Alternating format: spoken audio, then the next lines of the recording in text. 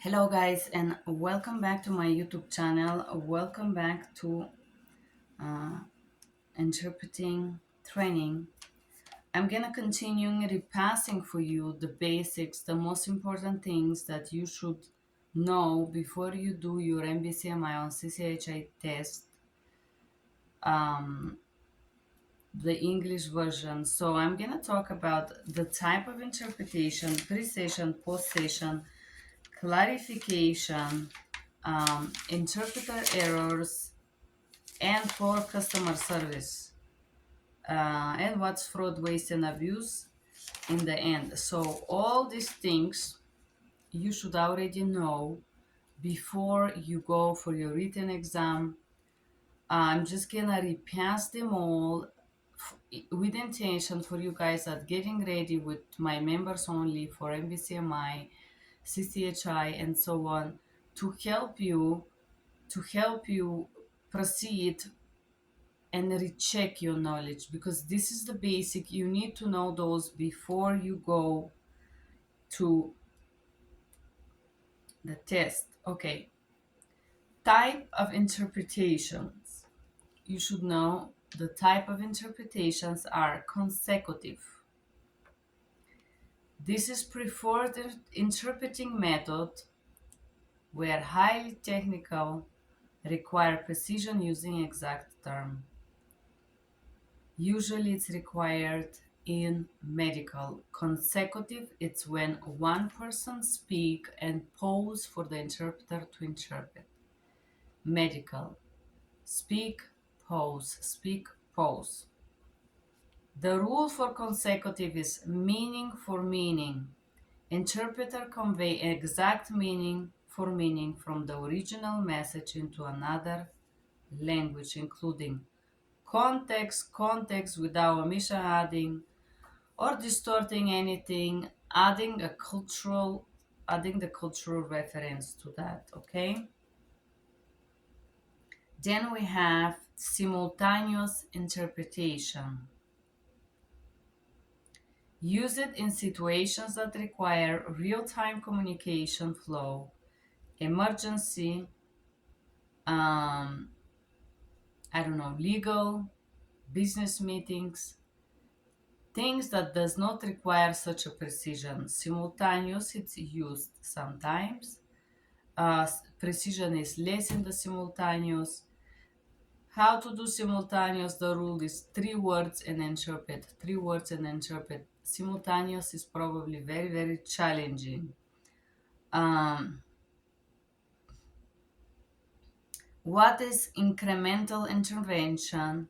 Interpreter answer. Okay, incremental intervention.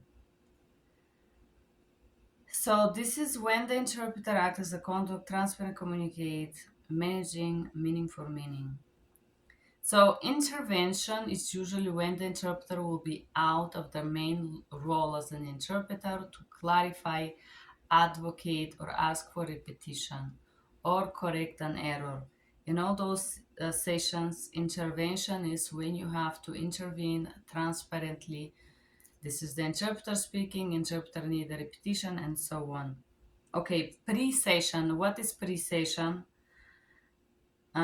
Method to introduce first yourself as an interpreter. For example, good morning. My name is Joanna. I am going to be your Bulgarian interpreter today.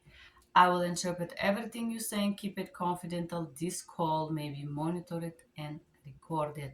Please speak clearly with short phrases. And then the same session have to be said in the target language, wherever it is. I said Bulgarian. Добро утро, аз се казвам Йоана, аз ще бъда вашия преводач български и английски язик. Ще превеждам всичко, каквото говорите, ще го пазя в тайна. Това обаждане може да се записва и се регистрира поради обучение контрол качества. Моля, говорете с ясни и кратки фрази.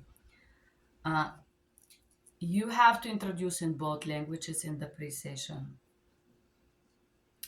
And then if you have an emergency call, for example, police, emergency, medical procedure, whatever it is that is related to some emergency situation, you have to do it shortly. As example, hello, my name is Ioana, I'm gonna be your Russian interpreter, go ahead. If I hear on the phone that it says 911, I chop it short. Make the language same thing in the target language. Sometimes they don't know if the person speak Russian, Ukrainian. Lately, a lot of people can't differentiate between Spanish and Russian, although they sound so differently. So the pre-session on the target language is fundamental because this is how you check if the person actually speaks whatever language it is. I would usually say, can you hear me? Can you understand me in the target language? So after I read it, I would say, do you hear me and do you understand me? It is very important to check because sometimes there is errors happening. Okay. Okay. Next, post session. Post session is as you simply hello, goodbye to your friends. You say hello and then you say goodbye. This is the end of the session. I usually say thank you for using our services. So usually before I say thank you and goodbye, I say, is there anything else I can help you with? Or do you need any further assistance? And then they say no interpreter, or they say when they say interpreter, you can disconnect. I don't keep asking, but there is something else I can do. Do you want me to? No. When they say we don't no longer need you, I say thank you for using our services. Have a great day. Usually in the protocol, they say, do you require further interpretation? And so on. The moment that they say, no, thank you, we disconnect you, we no longer need you, this is when I say, thank you for using our services and I hope you have a great day. I do not patch those together. Do you require anything else? Okay, thank you for using our services. I say first, is there anything else I can help you with? Do you need any further assistance, any further interpretation? Once I am interpreter say, they say, thank you, interpreter, you can disconnect. I say, thank you for using our services. Post session is how to close your interpreting session. Okay, roles of interpreter, let's break them down. Conduit role is the main role of interpreter. Ensures accurate, complete flow of communication, integrity interpreting through meaning to meaning interpretation. Conduct is used from the ancient Latin word for conduct, which it's where if you go to old Roman cities, they have this conduct where the water would pass in the past. It's like a vessel that hold the waters but does not take it. So this is where the word comes for conduit role. The main role is to interpret meaning for meaning between the English speaker and the other person. Channel. Conduit means channeling the information, the communication. Accurate, complete flow of communication. Remember, meaning for meaning. There are questions in the test. Meaning for meaning means very important. Meaning for meaning. Clarifier. If there is confusion, misunderstanding, a vocabulary, syntax, whatever it is, or simply sometimes the people does not listen to the questions.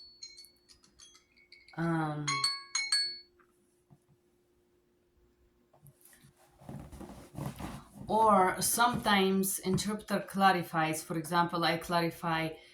Interpreter like to clarify if I got the message correctly, and then if there is a lot of numbers or factual date, I'm just gonna repass those dates just to clarify to make sure I got it right. So cultural broker. For example, cultural broker as an advocate, it's the two roles that you're gonna use less in your work as an interpreter. Cultural broker, and remember, you are obliged to clarify when, if you do not clarify, there would be some information or some meaning left behind. For example, exchange. So interpreter intervenes to exchange cultural information, assuring clear communication between the English speaker and the lab. For example, I remember I provide cultural clarification maybe 3 times in 10 years, maybe five, not more. One time I offered, and the doctor was shut up, interpreter. Nobody asks you, just do what I say. So, offering a cultural clarification is not always welcome when you work in real life. However, when you go on the test will drill you on the cultural clarification and would require that if there would be misunderstanding, you have to be cultural clarifier. By the book, if there is misunderstanding or some omission of the information that will happen due to cultural beliefs, if you want to, you are obliged to clarify. For the test, when you work as an interpreter, I repeat, your clarification is not always welcome. It has happened to me one time to be addressed as rude as this way. However, a lot of people doesn't care about other people's culture. Sometimes doctors don't want to know about this. They don't care to have communications. They are good doctors, they are bad doctors. Bad, I mean, it's just in a way to say, but just because we have it in the books, it does not mean that will be welcome when you work. However, when you fill that test and there is a question about the cultural clarifying, they would be like a trap. I remember both of those certifications ask questions about cultural clarification, guys. Just remember, if do not providing the clarification will affect or create a gap or misunderstanding between a doctor and a patient, on the test you should say that you provide the cultural clarification. You must provide it. There is another portion. I have done this test. I don't remember which of them. One of them say you can provide cultural clarification, but it's not gonna change the main meaning or relationship between patient and provider. If it doesn't change the relationship or the meaning, you do not provide it, okay? But you can offer it. But just remember, the cultural clarification is must. It's must, and there is question in the test. It's must to provide cultural clarification to assure the communication and clear understanding between the two parties that you interpret for. Advocacy, once again, advocate is to intervene to reassure that the lab receive necessary care and guidelines to take educated decisions. So I advocate probably one time in 10 years. And I'm gonna tell you the case. I advocate for a person who bought car insurance, and he stipulated a certain price, and then the price was good. And for some reason, now this car insurance company was calling this individual that does not speak Russian and tried to oblige him to sign a paper. And him signing this, they said, is a correction of the error, will result him paying the triple amount of what he agreed. This is the only time that I advocate in my maybe like as seriously as doing the fully of advocating for the person that doesn't speak English. Make sure that this person understood that if he signed the correction, he agrees to pay. Instead of 600, it was $2,000 a month. It was insane price, insane something. So to receive necessary care or information to take informed decision. But remember, you are impartial. As an interpreter, you can advocate and make sure that he, the lab, understands and he can take the decision. You just advocate to protect the well-being, to make sure that he fully understands and take informed decision. You do not take decisions on the behalf of the limited speaker. Never forget this, okay? Special sessions and okay, and hereby I have a notes. This is the notes that I studied to prepare for those testings in written. Stay transparent. In the conduct role, to be transparent mean every time you intervening, you're saying interpreter intervene in the role of advocacy for the Russian speaker. Remain impartial, professional, aware of the tone, voice, and meaning for meaning. Clarifying reality versus what you're gonna have on the test. In the test, say notify, clarify, continue. You will not have this calm and peaceful environment to work if you are in USA. I guarantee you this. If you're in Europe, you may have a better, how to say, a better environment. Usually, uh, you need to clarify when the things are heated up in real life, and you have to do this very fast. You have no, excuse me, this is the interpreter. Interpreter believe that interpreter need, no. You have to chop it short. Interpreter needs clarification. Is that number blah blah blah XYZ? Yes, interpreter, this is blah blah blah. Okay, thank you. Interpreter proceeds with the regular interpretation. Interpreter is gonna read the number is 1235. You have not much of time to do what it says in the books. Unfortunately, the books are not reality. So the clarification, I will give you what the book says. Doctor, the interpreter is unfamiliar with the term use. To remain accurate, interpreter needs clarification. You don't have time for this. Usually, I create myself a short sentences for work. For example, doctor, interpreter is not familiar with, interpreter doesn't know what the word, I don't know, vasectomy mean. Would you please simplify for the interpreter and the Russian speaker? Or clarify? Or would you explain the meaning of the word, I don't know, mammectomy? Whatever it is. Interpreter speak, interpreter need clarification, interpreter is not familiar with short. However, when you follow the test, they will have these long sentences. I don't know why they do it in the book so long. In real life, you have no time. Doctor, sir, madam, interpreter is unfamiliar with the term. Can you please explain it to the interpreter so it can be accurately interpreted? Once again, this I copy from the books. I will tell you, I don't say explain it to the interpreter. Usually in real life, I always try to address the doctor. Simplify for your patients, please. Simplify. For example, I will take a note and then the doctor say, okay, so vasectomy is okay, interpreter, you're gonna say, have you ever had vasectomy? Vasectomy is the removal of something, something.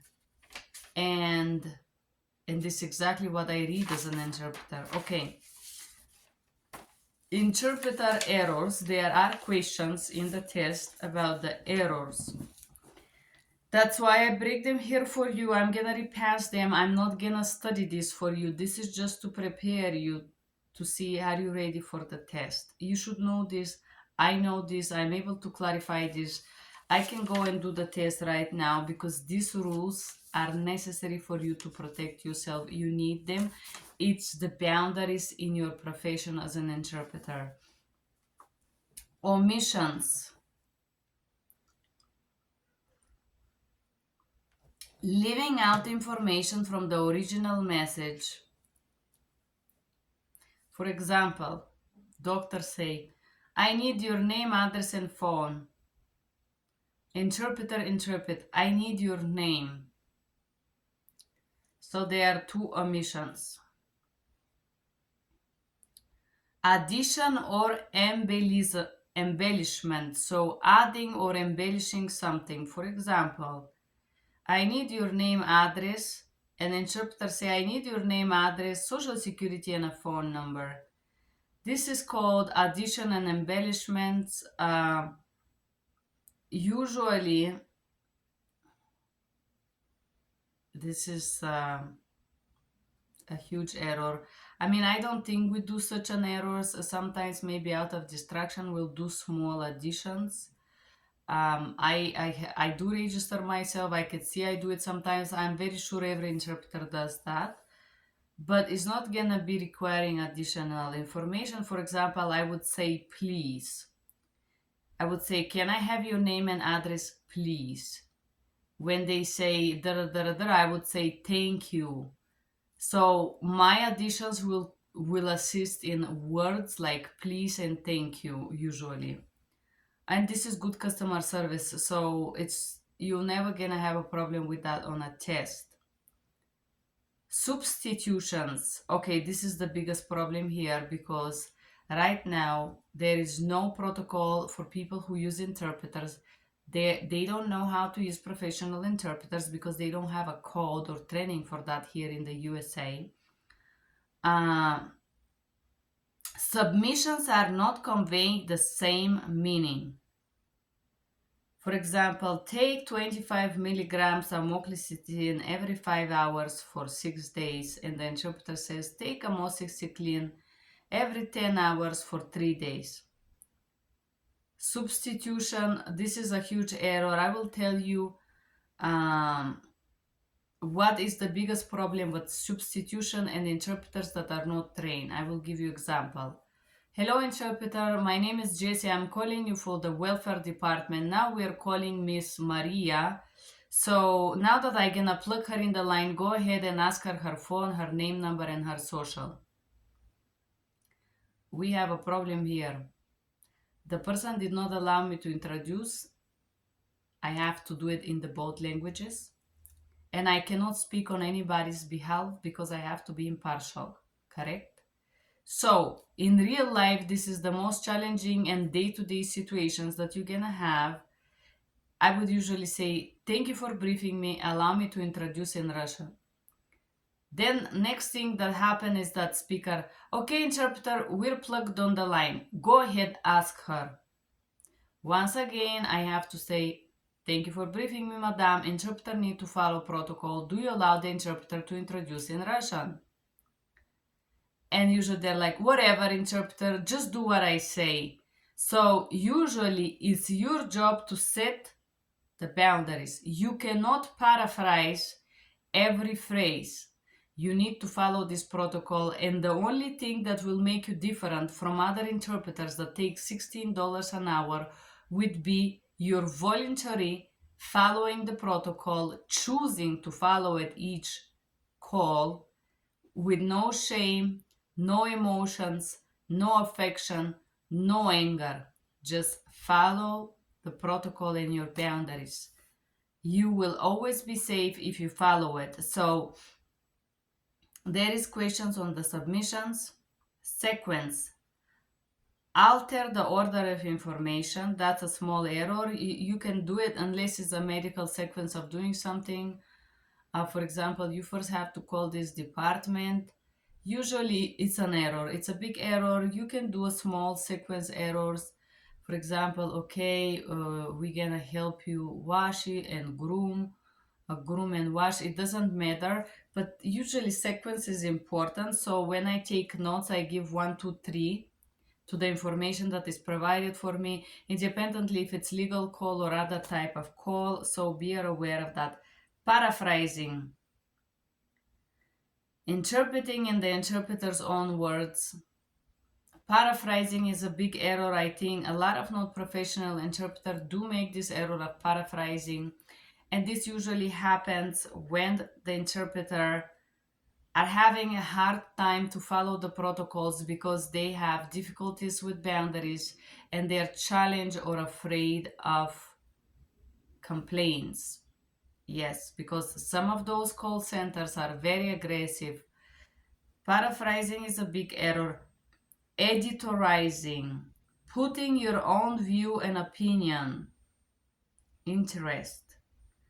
Like, this is normal, this is not normal, this is healthy, you're Muslim, how dare you, and whatnot. Editorizing is when you put your beliefs, you embellish them in the message. Uh, Editorizing is also sometimes when people put own opinions. False fluency. False fluency is when the person had a stroke, you don't know, you're in a call, and nobody informed you that you're interpreting for an individual who had a stroke, and you try to make it fluent. This is a huge mistake. I know on paper could look nothing, oh yeah, I'm just trying to make sense. Do not try to make sense. I work for mental health facility, I work for suicidal line, I work for people that have stroke. Never ever try to make it fluent. Instead of that, when it's really confusing, I would say this is the interpreter speaking. The person have slurred speech, and I would just interpret what I understand. And I'm gonna start to read. I got here at 8 o'clock, something in my head, the bicycle in the car, something. I got wound in the foot and hit my head. Whatever I hear, this is what I interpret. So there are gonna be questions about this in the test. All of those tests will have questions about the interpreter errors. Remember, you as an interpreter, the moment that you realize that you made a mistake, immediately you have to correct it. Sometimes I realize that they say one number, and then when I start to speak 783, they're like, no, interpreter. I immediately stop and I say, can you repeat, please? My apology. And then when I start to interpret, I said, interpreter made an error. I'm apologizing. The correct number is XYZ 456, whatever it is. So there would be a questions in the both test about errors. Correct immediately. This is the right answer, and this is what you do in real life. There should be no shame, no worry. Also, you got to be very confident to be able to say, my apology, interpreter made an error. The color is red, not blue, or interpreter misinterpret this word. Interpreter is not familiar. I am not ashamed to say I am not familiar with XY word. I speak 5 languages, and yes, it is okay not to be familiar with something. Okay. For customer service, this is part of the questionnaire. It means changing the meaning, negative outcome, customer complaints, or loss of clients. So the poor custom services, it's the main reason why interpreters does not follow protocols. This is the main challenge in real life, whatever it says in the documents.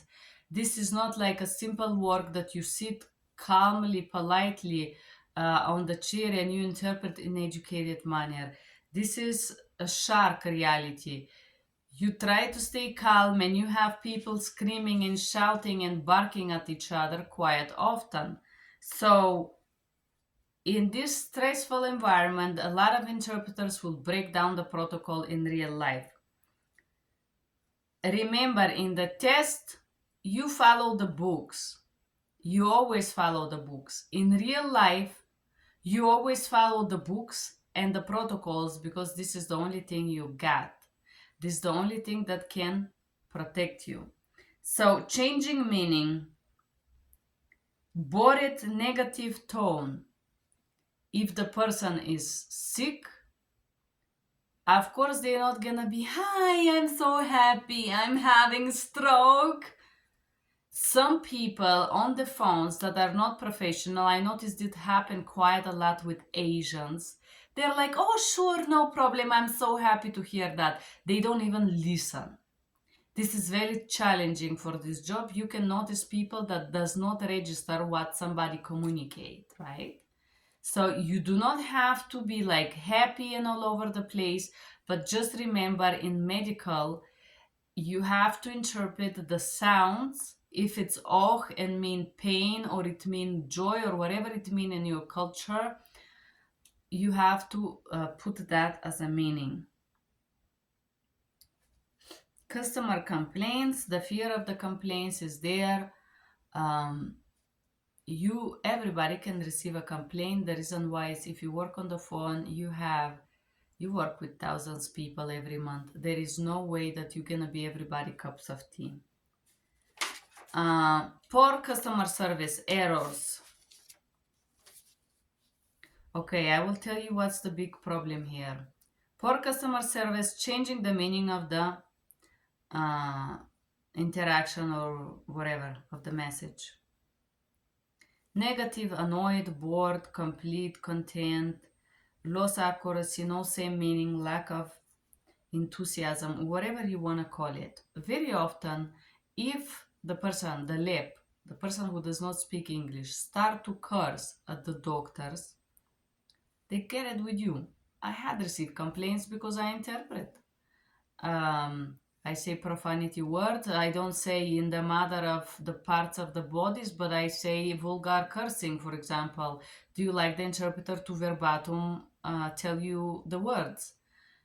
I make sure that I convey that there is cursing or offensive words or denigratory expressions. Um, Very often, it happened to me. It had happened to me more than 2, 3 times that I receive a complaint because of that. So be aware of that. Negative outcome for the limited speaker. Refuse to answer questions. And the doctor is not able to treat the patient. I will tell you the negative outcome of a lack of cultural awareness. Most of the doctors will ask very weird questions to people from Muslim culture that are supposed to be virgin and just have one partner in life. They ask questions about different type of sexuality with other partners and whatnot. This is extremely insulting. And I have been in sessions where the people will simply not respond because this is disrespectful to their culture and also to European culture, no matter what people think here. Customer complaints.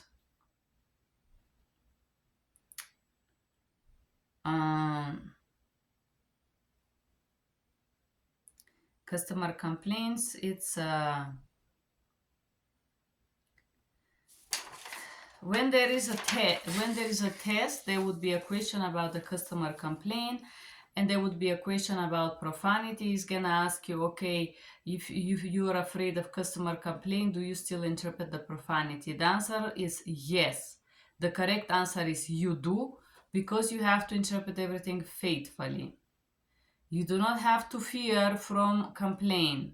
You may still get the complaint, but as an interpreter, your role is to interpret meaning for meaning, everything that it says, everything. So just be aware in those errors where it asks you about customer service or complaints and a profanity, you should follow the protocol, interpret everything that it says. Okay, what is fraud, waste, and abuse? Fraud is a crime, cheating somebody to obtain money or benefit. Higher rate, whatever. Crime, cheating to obtain benefit. Waste is overuse of service. Abuse is service that are billed by service providers that should not be billed or paid. Just so you know what is this. Okay. I hope that this little medley that I did for you prepares you for the questions or the like the difficult questions that you're gonna have in the test. I don't remember the questions. This is the truth because it's been quite some time since I did the last test. But you're gonna have it. I remember the difficult situations where you think uh, about what is happening.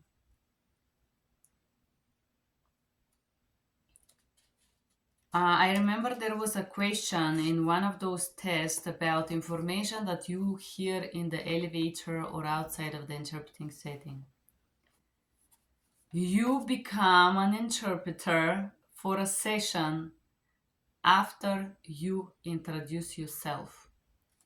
Whatever information you hear from your neighbor, from the coffee shop, from the restaurant, from the gym, it's not pertinent to the session. You are paid to interpret this session, XYZ. Okay, so just remember, for medical interpreting, any type of interpreting, you're not there to gossip. The boundaries are you interpret everything that the session says and keep it confidential. You do not go to the doctor, but excuse me, doctor, I heard in the elevator that one person was saying something to another. You don't know if this is true. Whatever gossip you hear outside of the session is not your business. Your job is to interpret everything that it says inside of the office after you do the pre-session when the interpreting session lasts. The gossips, but you think that this may be harmful, but your role and all these rules that we pass here, they are attached to your session, interpreting session. When you go home and your neighbor told you that person XYZ did XYZ, it's gossip. When you work, you stick to work. You do not take information from the outside and say, but excuse me, doctor, my neighbor told me that you're patient. No. Your job is to interpret and you stick to that and you interpret in the session. Okay. I hope this was useful, guys. I am gonna make one more video about how to prepare for your interpreting encounter. This is another information that